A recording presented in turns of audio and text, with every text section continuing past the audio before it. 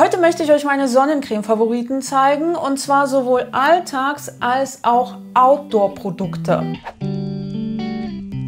Ich teile meine Sonnenschutzprodukte seit einiger Zeit in Alltags- sowie Outdoor-Produkte ein, denn ich habe einfach an diese beiden Kategorien ganz unterschiedliche Ansprüche, und dazu sollte ich vielleicht erwähnen, dass ich Sonnencremes und Co. und allgemein eben dieses Achten auf Sonnenschutz aus medizinischen Gründen mache. Das war vor sehr vielen Jahren anders, und da habe ich es auch ein bisschen anders gehandhabt, aber die Gründe für das Achten auf Sonnenschutz haben sich einfach im Laufe der Jahre verändert, und dementsprechend sind mir auch gewisse Aspekte deutlich wichtiger als früher. Alltagssonnencremes müssen für mich persönlich einen hohen Tragekomfort aufweisen. Sie müssen sich gut verteilen lassen, sie dürfen nicht zu schwer sein, und selbstverständlich hat die Verträglichkeit auch oberste Priorität, ganz unabhängig davon, ob es eine Alltags- oder eine Outdoor-Sonnencreme ist. Und ich finde, dass sobald man anfängt, seine Sonnenschutzprodukte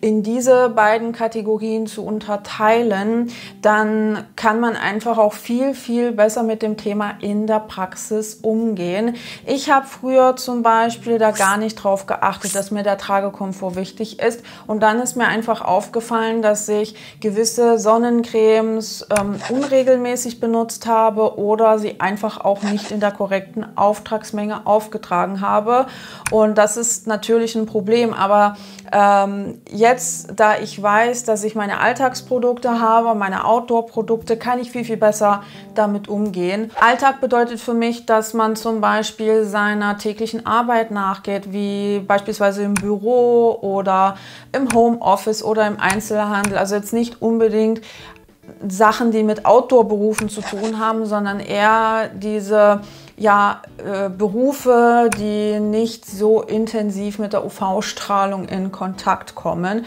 Das heißt, wenn ich zum Beispiel im Homeoffice bin, dann trage ich auch meine Alltagssonnencremes, und das bedeutet für mich auch, dass ich mal rausgehen kann, um 15 Minuten Spaziergang zu machen. Das heißt, ich kann mal losziehen und mir ein Mittagessen holen, oder beispielsweise, wenn ich einkaufen bin, dann trage ich auch eher meine Alltagssonnencremes. Auch als ich noch in den Drogerien gearbeitet habe, habe ich vorrangig Alltagssonnencremes aufgetragen, weil das Verräumen von Ware kann schon ziemlich schweißtreibend und unangenehm sein, und wenn man dann unter so einer stark wasserresistenten Sonnencreme schwitzt oder unter einer stark filmbildenden Sonnencreme schwitzt und dann auch noch den ganzen Tag vor Ort auf der Fläche sein muss, um Kunden zu beraten, um Kunden abzukassieren, dann ist das sehr unangenehm und hat auch bei mir zum Beispiel längerfristig zu unruhigerer Haut geführt. Also das gehört für mich persönlich auch in den Alltag mit rein, und ich habe es auch tatsächlich oft so gehandhabt, dass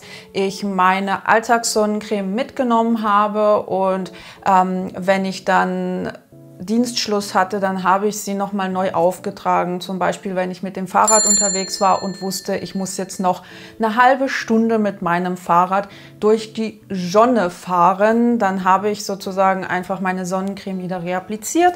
Und das war für mich alles völlig in Ordnung. Outdoor-Aktivitäten sind für mich wiederum solche Sachen wie Joggen, lange Fahrradtouren oder lange Wanderungen oder eben am Strand sein und hin und wieder ins Wasser zu springen. Das heißt, das hat mit meiner alltäglichen Situation nicht viel zu tun, und deswegen habe ich auch andere Ansprüche an meine Sonnenschutzmittel, denn ich schwitze, ich habe vielleicht Kontakt mit Wasser. Das ändert natürlich trotzdem nichts daran, dass man seine Sonnencreme neu auftragen muss, wenn man stark geschwitzt hat oder wenn man einfach seine Haut mit einem Handtuch abgetrocknet hat. Aber man weiß halt einfach, dass diese Sonnencremes dann zum Teil ein bisschen schweißresistenter sind. Das heißt, ich kann wenigstens ein Stück weit mit meinem Fahrrad fahren, bevor ich die Sonnencreme neu auftrage.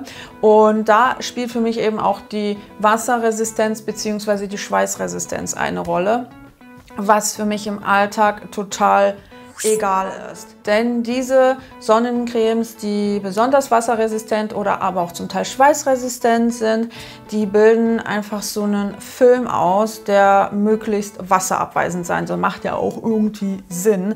Aber dieser Film kann eben dazu führen, dass ich anfange darunter zu schwitzen, dass meine Haut unruhiger wird, dass sie gereizt reagiert. Deswegen kann ich solche Produkte einfach nicht im Alltag verwenden. Ich starte einfach mal mit meinen Alltagssonnencremes und ein alter Bekannter, den ihr auch schon sehr, sehr häufig auf meinem Kanal gesehen habt, ist das Isntree Hyaluronic Acid Sun Gel. Das habe ich bereits mehrfach nachgekauft und das ist wirklich eine dieser Sonnencremes, die ein super leichtes, angenehmes Finish hat und die meiner Haut einen richtig, richtig tollen Feuchtigkeitskick gibt. Und ich liebe auch das Glossy Finish, das diese Sonnencreme erzeugt. Die Sonnencreme von SkinChonsa habe ich auch bereits mehrfach nachgekauft. Die ist super, super angenehm im Auftrag, hat aber nicht dieses Glossy Finish, das das Isntree Sun Gel mit sich bringt. Hier ist das Finish eher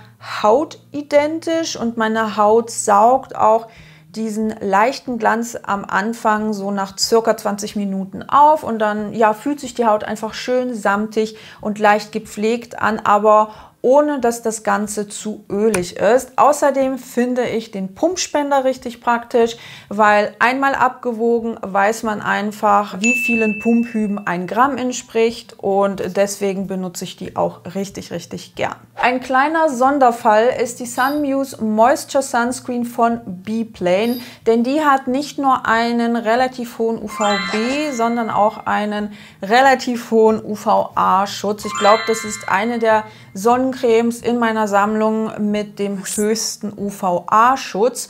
Und hier muss ich wirklich sagen, dass ich die teilweise auch bei leichten Outdoor-Aktivitäten verwende. Denn die hat, wie gesagt, sehr hohe UV-Schutzwerte, aber sie ist auch zeitgleich so ein bisschen pflegender, sie sitzt ein bisschen stärker auf der Haut, also sie ist spürbarer vom Film her als viele andere Sonnencremes, die ich im Alltag verwende. Ich habe die auch letztens beim Fahrradfahren benutzt. Wir haben so eine einstündige Fahrradtour gemacht, das heißt eine halbe Stunde zu einem Ort hin und eine halbe Stunde zurück und ich konnte sie ohne Probleme einfach nach der halben Stunde nochmal neu auftragen und das war für mich völlig in Ordnung, weil sie einfach einen tollen Tragekomfort hat im Vergleich zu manch anderer Sonnencreme. Von daher switche ich da auch ganz gerne und entscheide je nach Situation, ob jetzt unbedingt eine wasserresistente Sonnencreme notwendig ist. Eine Sonnencreme, die mich extrem überrascht hat, ist diese hier von Q&A und ich hoffe so sehr, dass irgendeine Drogerie, ich glaube, es bleibt nur noch Müller, weil Rossmann die Marke ausgelistet hat, also zumindest im stationären Handel. Jedenfalls wäre es richtig, richtig cool, wenn wenigstens Müller die Sonnencreme ins Sortiment aufnehmen würde, denn die ist wirklich großartig. Und es ist auch einfach Fakt, dass ich sie, seit ich sie besitze, nahezu jeden Tag benutzt habe, weil ich einfach das Finish mag, ich mag das Hautgefühl. Es ist eine so angenehme Sonnencreme und das, obwohl es sich hier um eine Hybrid-Sonnencreme handelt. Das sieht man auch relativ selten auf dem Sonnenschutzmarkt, dass eben anorganische UV-Filter mit organischen UV-Filtern kombiniert werden. Und ich bin normalerweise jemand, der Produkte mit einer gewissen Konzentration an anorganischen UV-Filtern meidet, aber das hat schlichtweg ästhetische Gründe, denn ich mag diesen starken Weißel-Effekt nicht, den die anorganischen UV-Filter natürlicherweise erzeugen. Aber hier ist das für meine gering pigmentierte Haut noch vertretbar und trotzdem behält die Sonnencreme ihre Leichtigkeit. Sie ist nicht zu schwer, sie ist nicht zu ölig, sie lässt sich ohne Probleme verteilen, wobei ich dazu sagen muss, dass man im ersten Moment so das Gefühl hat, dass sie einen Ticken zu schwer auf der Haut ist. Aber sobald sie sich mit der Haut verbunden hat, ist sie richtig, richtig angenehm und deswegen benutze ich die auch aktuell wahnsinnig gerne im Alltag und ich kann den weißen Schleier auch ganz gut mit Foundation überdecken. Ich habe die auch heute drauf und habe 3 kräftige Pumphübe davon benutzt und konnte diesen Weißel-Effekt ganz gut mit meiner Foundation überdecken. Allerdings muss ich noch dazu erwähnen, dass diese weißen Partikel des Titandioxids sich hier und da absetzen können. Also zumindest habe ich stellenweise trockene Stellen und da haben sie sich so leicht abgesetzt. Aber ich finde, es ist definitiv noch im Rahmen und lässt sich auch ohne Probleme mit Make-up abdecken. Reine Outdoor-Sonnencremes sind aktuell so eine Sache für sich, weil die Drogerie etliche meiner persönlichen Favoriten umformuliert hat. Ich würde sagen, dass ja, fast 90% meiner persönlichen Drogeriefavoriten umformuliert wurden und das zum Schlechteren, denn ich habe einige dieser neuen Formulierungen getestet und habe sie entweder nicht vertragen oder sie sahen einfach nur furchtbar auf meiner Haut aus oder sie ließen sich gar nicht mehr in der benötigten Menge auftragen.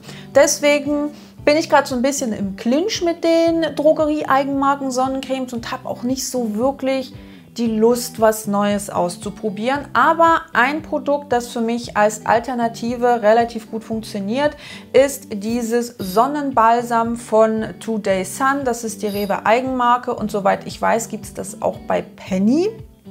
Jedenfalls hat dieses Produkt eine gute Formulierung. Es ist wasserresistent bzw. wasserfest, aber das ist halt auch nochmal so ein Thema für sich, weil ich finde, dass jeder für sich selber entscheiden muss, ob man wirklich eine wasserfeste Sonnencreme braucht. Denn wenn das Wort wasserfest bzw. wasserresistent auf einer Sonnencreme draufsteht, dann muss sie entsprechend einer ganz bestimmten Methode getestet werden. Und wie aussagekräftig oder wie wichtig das für eure persönliche Situation ist, das müsst ihr am Ende selber entscheiden. Denn die Wasserresistenz bzw. Wasserfestigkeit wird so getestet und ich breche das jetzt ganz grob runter, indem man eben 2 Milligramm des Produkts je Quadratzentimeter Haut aufträgt, also bei einem Probanden oder einer Probandin. Und ja, die Probandin setzt sich dann in den Jacuzzi und da fängt das Wasser an, sich zu bewegen. Und entsprechend einer gewissen Zeit, entweder sind es 40 Minuten oder 80 Minuten, dazwischen gibt es auch teilweise Trocknungszeiten, wird dann festgestellt, ob das jetzt eine wasserfeste oder eine extra wasserfeste Sonnencreme ist. Das heißt, nach 40 Minuten müssen dann bei wasserfesten Sonnencremes immer noch 50% des deklarierten Schutzfaktors, also des Sonnenschutzfaktors, vorhanden sein. Bei extra wasserfesten Sonnencremes muss das nach 80 Minuten noch der Fall sein. Das heißt aber nicht, dass wenn man jetzt aus dem Wasser rauskommt und sich abgeschrubbt hat, dass man dann die Sonnencreme nicht neu auftragen sollte. Also diese Empfehlung, die Sonnencreme regelmäßig neu aufzutragen, die gilt auch für wasserresistente bzw. wasserfeste Sonnencremes. Und jetzt müsst ihr natürlich für euch selber entscheiden, ob ihr, nachdem ihr irgendwo im Büro wart und mit euren Kollegen und Kolleginnen was essen geht oder Picknicken geht oder sowas, ob ihr da unbedingt eine wasserfeste bzw. wasserresistente Sonnencreme braucht. Ich persönlich würde sagen, nein, würde ich nicht machen, weil meine empfindliche Haut da komplett ausrasten würde, wenn ich den ganzen Tag eine wasserfeste Sonnencreme tragen würde. Mir würde es reichen, einfach meine normale Alltagssonnencreme neu aufzutragen. Aber wenn ich zum Beispiel lange draußen unterwegs bin und weiß, ich werde nicht unbedingt die Möglichkeit haben, wenn ich schwitze, sofort anzuhalten und die Sonnencreme neu aufzutragen, dann nutze ich eine wasserresistente Sonnencreme, weil die einfach weniger dazu neigt, durch Schweiß oder dergleichen von meinem Gesicht oder meinem Körper runter zu schwimmen. Und auch was den Körper angeht, versuche ich mich natürlich auch durch Kleidung zu schützen, denn es geht ja nicht nur darum, Sonnencreme zu benutzen, die ja auch nicht zu 100% schützt, sondern wirklich nur die offenen Areale, die mit der UV-Strahlung konfrontiert werden, mit Sonnencreme einzucremen. Von daher achte ich wirklich auf Kleidung, Hut, Sonnenbrille und ich habe auch so ein UV-Schutzhemd. Von daher kann ich es mir auch sparen, komplett meine Arme und meine Brust und alles einzucremen, weil ich das selber super unangenehm finde. Vor allem, wenn die Sonnencreme wasserresistent ist und auch noch klebt und ja, keine Ahnung. Das ist einfach vom Tragekomfort nicht meins und genau deswegen habe ich mir eben so ein UV-Schutzhemd zugelegt. Sonnensticks sind nochmal eine Kategorie für sich, weil ich die eher lokal nutze. Und zwar zum einen für die Lippen.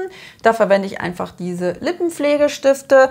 Zum einen den von Sundance und auch den von Lavozone. Die finde ich beide richtig, richtig gut. Und die Lippen sollten auf gar keinen Fall vergessen werden, denn Sonnenbrand auf den Lippen ist sau unangenehm.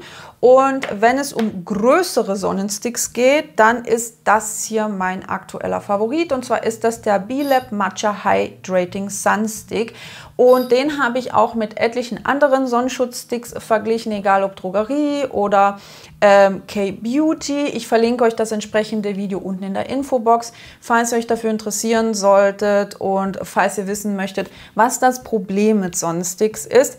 Denn normalerweise schafft man es kaum, die korrekte Auftragsmenge zu erreichen, ohne seine Haut extrem mechanisch zu belasten. Und das ist tatsächlich einer der wenigen Sonnensticks, der sich sehr angenehm auf der Haut anfühlt, der nicht zu hart ist, aber auch nicht zu weich ist und der auch so einen angenehmen Verdunstungseffekt hat. Also er erzeugt so eine leichte Verdunstungskälte, weil hier eben auch noch ein gewisser Teil Wasser enthalten ist. Und den benutze ich am allerliebsten auf und hinter den Ohren und wenn ich zum Beispiel nach dem Eincremen meine Hände gewaschen habe und nicht nochmal meine Hände mit Sonnencreme einsauen will, aber trotzdem ja noch ein bisschen über die Handrücken drüber gehen möchte. Und da stört es mich tatsächlich auch sensorisch nicht, dass ich ja eine Weile über meine Haut drüber schrubben muss, um die entsprechende Menge zu erreichen. Zum Schluss wollte ich euch noch ganz gerne die Favoriten von meinem Freund zeigen, denn es ist leider so, auch statistisch gesehen, dass Männer weniger auf Sonnenschutz achten und dass Männer dazu neigen, Sonnencreme im Sommer zu vernachlässigen. Und bei meinem Freund war es tatsächlich eine Weile auch so, bis ich ihm diese beiden Produkte in die Hand gedrückt habe. Und ich bin wirklich, wirklich froh, dass er endlich Sonnencremes gefunden hat, die er in aller Regelmäßigkeit benutzen kann. Und dazu gehört das Nivea Japan UV Super Water Gel mit SPF 50, aber auch das Eucerin Oil Control Face Sun Gel. Das benutzt er beispielsweise gerne bei Outdoor-Aktivitäten und das hier ist eher seine Alltags-Sonnencreme oder ja, hey, wir gehen jetzt mal eine Weile spazieren oder wir sind jetzt eine Weile draußen, weil wir was einkaufen müssen oder sowas, Sonnencreme, denn die ist sehr, sehr leicht und verträgt sich auch sehr gut mit seinem Bart. Er ist da sowieso ein bisschen wählerisch, was das angeht, wobei ich es jetzt nicht unbedingt wählerisch nennen würde, sondern eher, dass er einfach weiß, was er möchte. Er möchte eine Sonnencreme, die nicht klebt, die nicht im Bart hängen bleibt und die schön leicht und möglichst wässrig ist. Und das ist bei dem Nivea Sun Gel der Fall, auch wenn es schon eine erhebliche und auch spürbare Menge an Ethanol enthält. Aber es ist tatsächlich die einzige Sonnencreme, die er richtig, richtig gerne benutzt, beziehungsweise eine der wenigen Sonnencremes, die er richtig gerne benutzt und die er auch ohne Probleme in der korrekten Menge auftragen kann. Die verwendet er auch teilweise am Hals und auch an den Armen, weil er es eben auch nicht mag, wenn es dann im Alltag überall klebt und er eben überall mit seinen Armen hängen bleibt und sich da auch ständig Insekten irgendwo absetzen. Und die von Eucerin ist halt wasserresistent, deswegen ist das eher ein Produkt, das er eben bei Outdoor-Aktivitäten verwendet und am Körper dann eben vorrangig Sonnencremes aus der Drogerie, auch wenn er sie nicht so angenehm findet, aber immer noch besser als nichts. Und er hat jetzt tatsächlich auch ein UV-Schutzhemd, damit er sich dieses Gecreme sparen kann. Und eine Sonnencreme, die er auch ganz gut findet und die ich ihm vermacht habe, weil sie irgendwie nicht ganz so meins ist die Ultralight Invisible Sunscreen von COSRX. Er hat gemeint, das ist so ein Zwischending zwischen dem Nivea Sun Gel und diesem Eucerin Face Sun Gel, denn die ist ein bisschen filmbildender im Vergleich zu dem Produkt von Nivea, aber längst nicht so filmbildend wie das Produkt von Eucerin. Also eher so ein angenehmes Zwischending und auch das bleibt nicht im Bart hängen, lässt sich gut auftragen und da meinte auch, dass die Klebrigkeit dieser Sonnencreme nach ca. 30 Minuten verschwindet. Das war's mit meinen diesjährigen Lieblingssonnencremes. Ich hoffe sehr, dass das Video euch irgendwie weitergeholfen hat und würde mich natürlich riesig freuen, wenn ihr es teilen würdet oder wenn ihr mir ein Däumchen nach oben da lasst und schreibt mir doch auch gerne in die Kommentare, wie ihr es mit euren Sonnencremes handhabt. Habt ihr auch Alltags- und Outdoor-Sonnencremes oder sogar irgendwelche Produkte dazwischen? Schreibt es einfach in die Kommentare, damit wir uns noch ein bisschen austauschen können und wir sehen uns dann im nächsten Video. Ciao!